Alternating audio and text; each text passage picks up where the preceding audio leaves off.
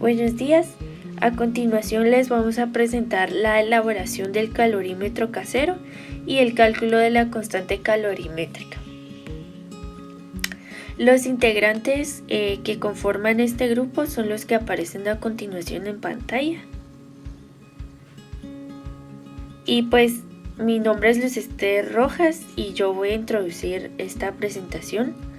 A manera de entrar un poco en contexto, es importante conocer dos conceptos, que es el calorímetro y la calorimetría. Pues un poco de historia. El calorímetro fue hecho por primera vez en 1780 por dos químicos, en este caso era Lavoisier y Laplace. Ellos diseñaron un calorímetro que servía para medir el calor específico de un cuerpo por el método de la fusión del hielo. Y pues esa acción de medir el calor la encontramos en el concepto de la calorimetría. La calorimetría es un área centrada pues en las técnicas y los recursos para medir el calor. También se denomina calorimetría la medida del calor que, ya sea en un proceso biológico, químico, físico, se absorben o desprenden ciertas cantidades de calor. Muy bien, como mencioné antes, en 1783 Lavoisier y Laplace elaboraron el primer calorímetro. Este fue llamado calorímetro de hielo. Pues como observan en la imagen de la izquierda, el calorímetro constaba de un vaso cilíndrico de hojalata, barnizado, sostenido por un trípode y terminado internamente con embudo. En su interior, no podemos observar bien en esta imagen, pero en su interior estaba colocado otro vaso, semejante al anterior, con un tubo que atravesaba la cámara exterior y que estaba provisto de una llave. Dentro del segundo vaso pues se encontraba una rejilla. ¿Qué se hacía? Esta rejilla se colocaba, digamos que al ser un objeto cuyo calor específico se deseaba terminar. Ahora, en el interior de los vasos concéntricos se colocaba hielo, al igual que en la cestilla. El calor producido por el cuerpo pues era absorbido por el hielo, provocando su fusión, y el agua líquida producto de la fusión del hielo era recogida, abriendo la llave del vaso interno que medio podemos ver ahí, y pues finalmente se pesaba el agua y se conocía la masa del hielo fundido.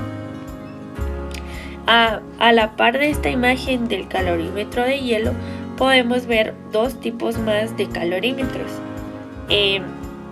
Tenemos una bomba calorimétrica y también un calorímetro de vaso de poliestireno que se asemeja bastante al calorímetro que vamos a elaborar y que vamos a presentar en esta presentación.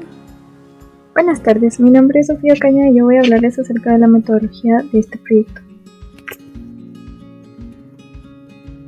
Como primer punto, los materiales que utilizamos fueron dos pajillas, un vaso de Europort y una lata de aluminio.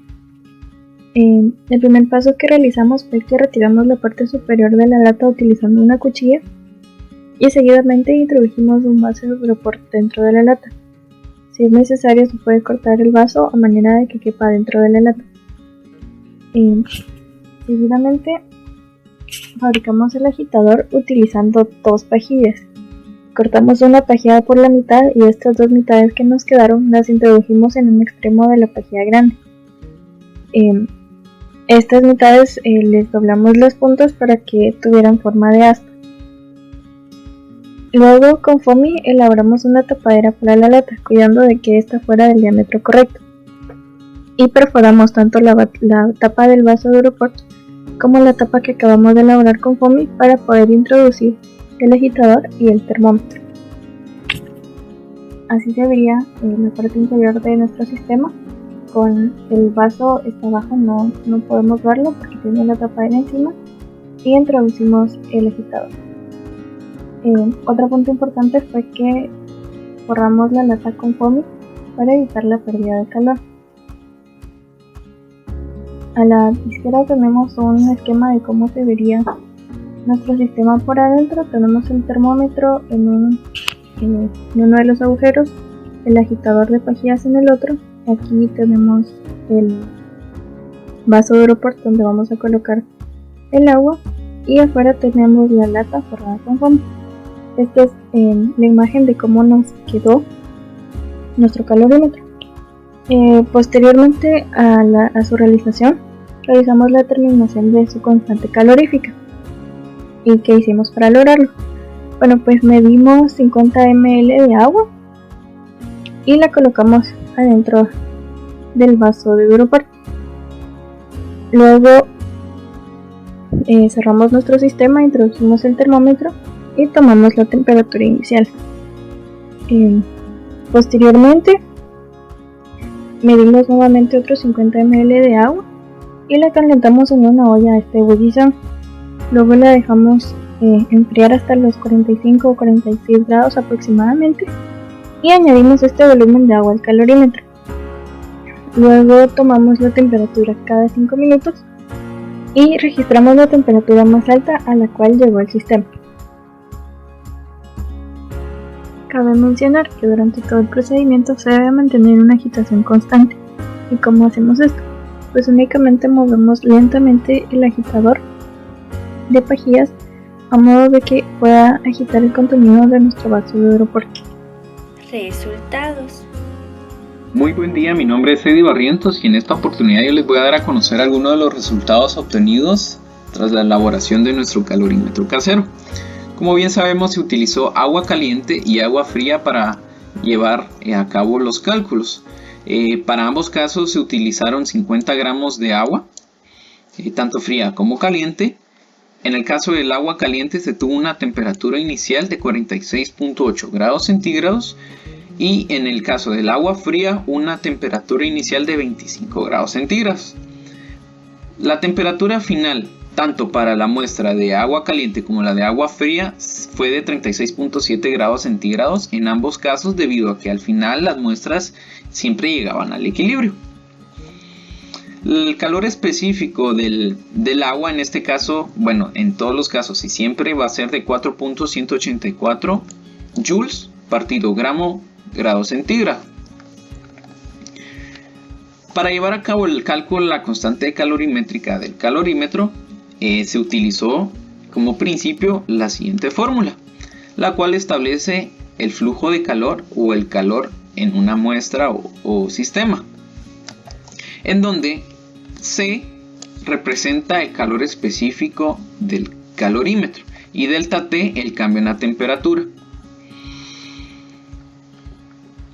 Luego de un proceso de despeje, nosotros obtuvimos la siguiente fórmula, en donde el calor perdido y el calor ganado están representados de igual forma por el calor, donde el calor representa o está dado por la masa de la sustancia por el calor específico del agua multiplicado también por el cambio en la temperatura.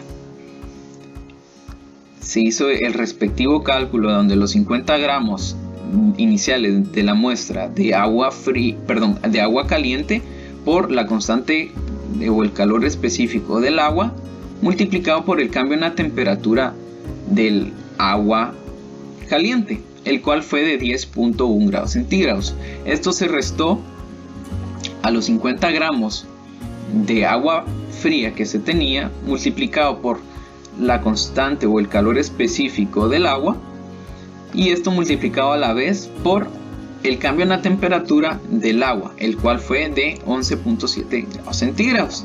Esto a la vez se dividió entre el cambio de temperatura o delta T de el agua fría, el cual de igual forma fue de 11.7, para obtener así una constante calorimétrica de nuestro calorímetro de menos 28.60 grados centígrados. Como nosotros sabemos, un calorímetro pues es un instrumento con el cual nosotros buscamos determinar el cambio de temperatura que se produce en los alrededores del sistema. A través de este calorímetro casero pues se tomó la temperatura inicial y final del agua fría y de la caliente. Nosotros a partir de estos datos obtuvimos lo que es la constante calorimétrica, la cual pues es la cantidad de calor que debe entregarse al calorímetro para aumentar 1 grado centígrado su temperatura.